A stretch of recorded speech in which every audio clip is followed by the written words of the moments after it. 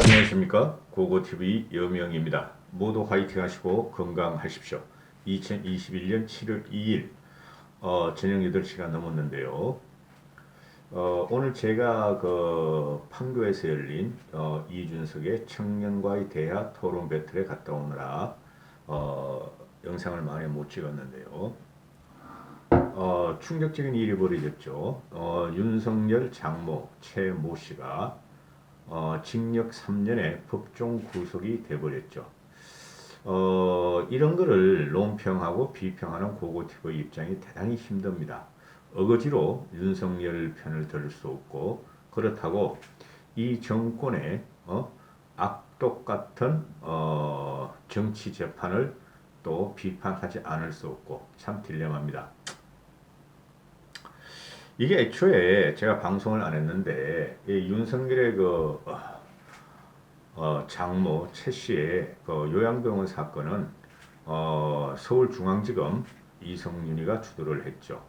그리고 그걸 갖다가 고소한 애들이 누구냐 하면은 최강욱이, 또 황희석, 또 조대진, 그 고릴라 같이 생긴 놈 있어요. 그 TV 종편 프로그램에 나오는 애.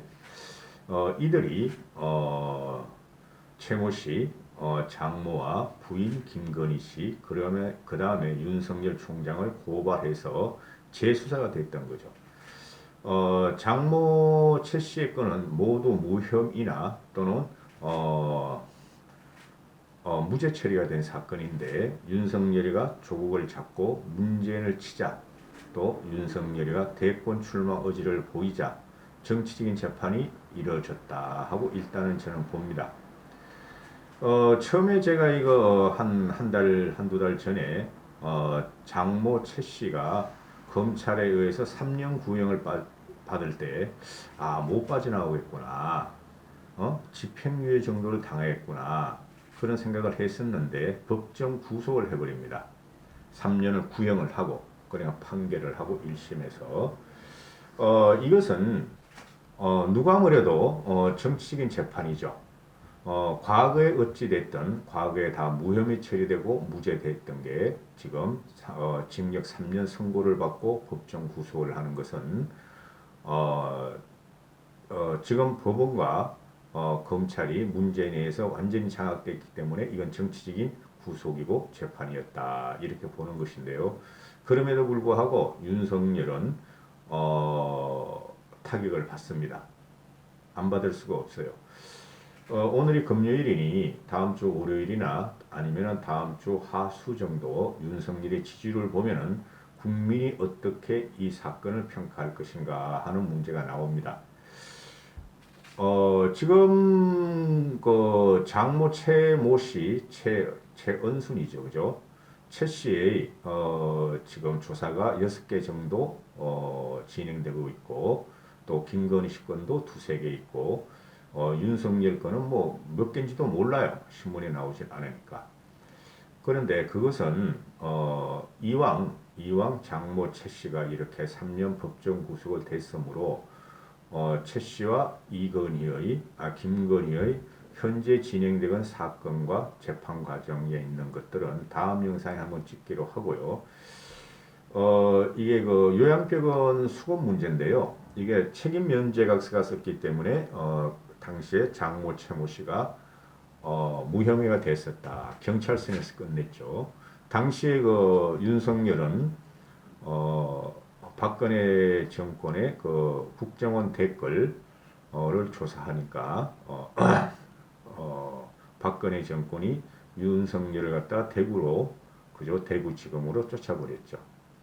그러니까 검사로서의 서울에 있어서 아무런 영향권이 없었기 때문에 윤석열이가 관여할 수 없었다 하는 것이 윤석열 측의 입장이고, 그 다음에 윤석열이를 검찰총장에 임명할 적에 민주당의 방어 논리였죠. 근데 윤석열이가 문재인을 치고 올라가고 야권의 대선 후보로 나오자 강력하게 정치적인 재판과 구속 수사를 했다 하는 것이죠. 악재입니다. 악재고요. 지금그는 윤석열이가 대권 후보 반열에 있어가지고 타의 추종을 풀어할 정도로 야권에서 1위를 달리고 있는데 어떻게 될 것인가? 그거는 다음 주에 봐야 되겠고요. 지금 윤석열이 입장이 나왔어요. 윤석열이 입장은 나왔고 윤석열이 입장은 법의 적용에 만인은 평등하다는 식으로 말을 했어요. 윤석열이가. 그 다음에 이준석의 스탠스인데요. 우리의 호프 이준석의 스탠스인데 한국에 연좌제는 없다. 국힘의 입당에 문제가 없다. 사법부 1심 판단을 당연히 존중하나 윤 총장이 영향력을 미쳤냐 안 미쳤느냐 여부가 잣대가 될 것이고 과거에 친족을 공격한 것은 과거 민주당도 거부했고 입당 문제에 제약할 생각은 전혀 없다. 이렇게 되죠. 이 사건을 제대로 돌아오시면은 2021년이니까 김건희 씨와 윤석열이가 결혼한 게 8년 전이니 2021년을 빼면은 8년을 빼면은 2013년이죠. 그렇죠. 2013년에 일어나서 2015년에 이게 조사가 들어간 사건인데 윤석열이가 현직 검사로 있었고 그런데 이 사건이 터진 것은 쉽게 말해서 요양병원의 부정수급 문제가 터진 것은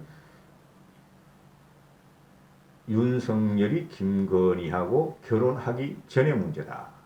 이렇게 되는 것이죠. 그래서 윤석열이 연좌제가 성립되지 않으며 윤석열이가 관여했을 리가 없다 하는 게 윤석열 개인과 또 국힘의 입장이죠. 그죠? 그리고 윤석열이가 지금부터 8년 전에 결혼을 했으므로 54세 때 그죠? 50대 노총각이 결혼할 때 윤석열이가 장모가 무엇을 했는지 그죠? 장모가 또 어떤 일에 연루가 됐는지 그거를 검증할 필요는 없었지 않느냐. 그걸 왜 사위가 책임을 져야 됐느냐 하는 변명과 보호도 있을 수가 있죠. 그렇지 않습니까? 그런데 윤석열이가 항상 주장한 게 공정과 정의, 그죠? 공정과 정의를 갖다가 지금 대선 아젠다로 갖고 나오고 그걸 가지고 문재인과 싸웠기 때문에 일반 국민들이 과연 윤석열이는 공정했는가, 현재도 공정했는가의 문제가 나오게 된다는 거죠. 참 안타깝습니다.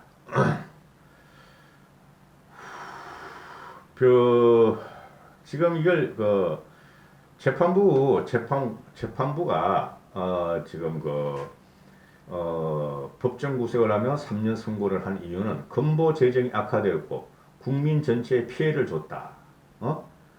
이 사건은 피고인이 공범 책임이 있느냐가 관건인데 투자금 회수 목적도 어느 정도 있어 보이나 요양병원 개설 과정과 운영에 깊이 관여하고 요양급여를 편취한 협의가 모두 인정된다. 따라서 요양급여 부정수급 사건에는 편취금이 대부분 환수됐지만 이 사건에는 그렇지 않다. 국민건강보험공단 재정을 악화시켜서 국민 전체에 피해를 준 점이 책임이 무겁다. 이렇게 됐죠.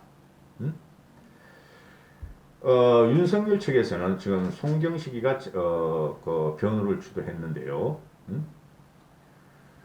송경식이 하는 말은 이렇습니다. 이 사건에서 검찰은 시작부터 끝까지 정치적이었다. 저도 아직까지는 그런 생각이 많습니다. 말씀드렸다시피 그 악랄한 최강욱, 황희석, 조대진이가 재고소를 해서 장모와 김건희 씨와 윤 총장을 잡아 넣으려는 작업을 문재인 전 정권에서 행하고 있다. 이런 것이고 변호인들은 검찰이 왜곡된 의견을 대부분 수용한 재판부의 유감을 표하고 즉각 항소하겠다. 윤 총장 퇴진에 앞장선 정치인 3명이 대대적으로 기자회견을 하면서 시작되었고 법률가가 쓴 고발장이 맞나 싶을 정도로 시중에 회자되는 소문 역시 그런 것들 다 담아서 억지로 기소한 사건이다. 검찰의 왜곡된 의견을 받아들인 재판부의 판단에 유감이고 75세 노인이 무슨 도주나 증거의 우려가 있다는 것인지 알 수가 없다. 재판부의 판단은 존중하나 변호인과 피고인의 소명은 무시하고 검찰의 의견만 일방적으로 수용한 판단은 법률가로서 동의할 수 없다.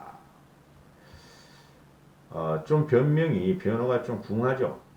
이명박 대통령도 75세가 넘었었고 박근혜 대통령도 70이 가까웠었고 법정 구속을 해버렸고 구속을 시켜버렸죠. 그죠?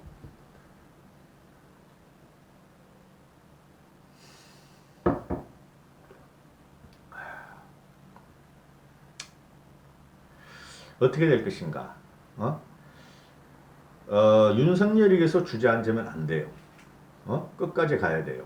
끝까지 가면서 문재인 정권과 싸우고 국힘의 보호를 받아가면서 국힘과 단일 대우를 맞추면서 방어에 들어가야 됩니다.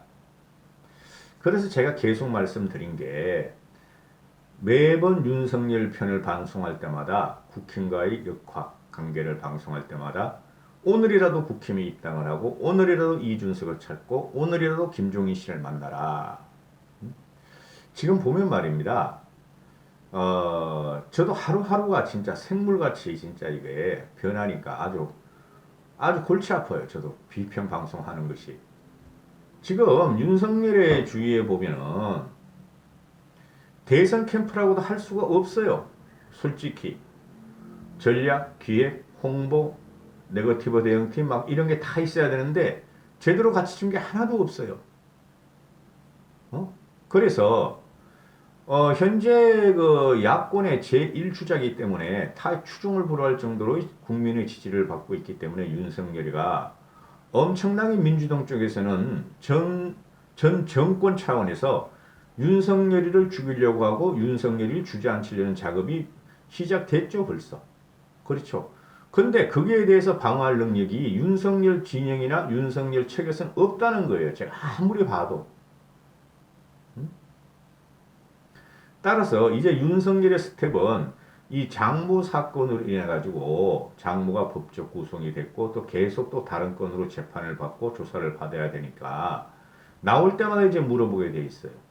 쉽게 말해서 김건희 엑스파일 줄리 건은 쏙 들어가고 계속 이걸 가지고 물어보면서 따라붙게 돼 있어요. 윤석열이가 대중 앞에 나타날 때마다. 그러면은 오늘 아마 그 윤석열 쪽은 지금 아마추어들이 있어요. 프로가 한 명도 없어요. 제가 봐도. 그러면 국힘 쪽에서는 쉽게 말해서 대책회의에 들어가고 국힘 쪽에서 아마 대응책을 마련하려고 열심히 노력할 거예요. 그러면은 국힘만 마련하면 뭐해요? 그죠?